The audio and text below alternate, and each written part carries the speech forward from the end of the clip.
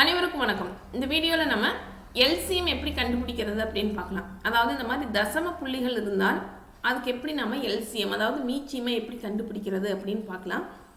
இப்போ இதில் பார்த்தீங்கன்னா இதை நம்ம புள்ளிகளோட வச்சுட்டே நம்ம மீச்சியமை கண்டுபிடிக்கிறது ரொம்ப சிரமமான ஒன்று. அதனால் இதை நம்ம என்ன பண்ணலாம், முழு எண்களாக மாற்றலாம். அப்போ பார்த்தீங்கன்னா இங்கே ஒரு தசம புள்ளி, இங்கே 2 இருக்குது. அப்போ நம்ம என்ன பண்ணலான்னா இதை மொத்தமாகவே அதிகபட்சம் 2ங்கிறதுனால முழுசாக நம்ம எதால் மல்டிப்ளை பண்ணிக்கலான்னு பார்த்தீங்கன்னா 100ஆல் பெருக்கிக்கலாம்.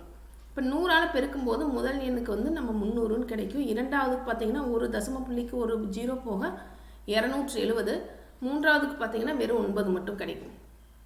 இப்போ இதற்கு நம்ம எல்சிஎம் கண்டுபிடிக்கலாம்.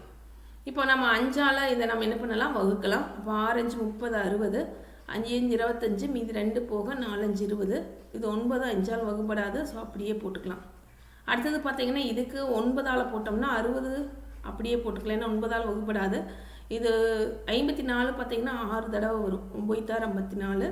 9 பார்த்தீங்கன்னா ஒரு டைம். நெக்ஸ்ட் இது பார்த்தீங்கன்னா 6ஆல் வகுப்படும், 5 60, 1 6, மீதி 1. இங்கே பார்த்தீங்கன்னா மறுபடியும் 10ஆல் வகுப்படும், 1 1 1. அவ்வளோதான். 1 1 வர வரைக்கும் நம்ம வகுத்தாச்சு.